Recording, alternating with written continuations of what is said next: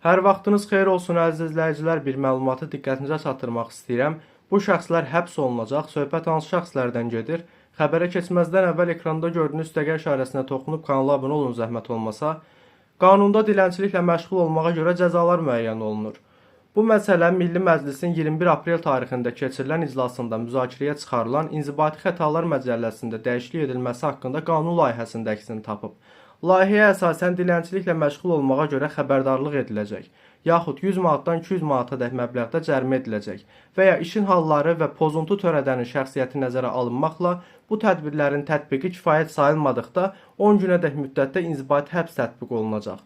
Yetkinlik yaşına çatmayan şəxsin dilənçiliyə cəlb edilməsinə görə 200 manatdan 500 manatadək məbləğdə cərimə ediləcək və ya işin halları və pozuntu törədənin şəxsiyyəti nəzərə alınmaqla bu tədbirlərin tətbiqi kifayət sayılmadıqda 15 günədək müddətdə inzibati həbs tətbiq olunacaq.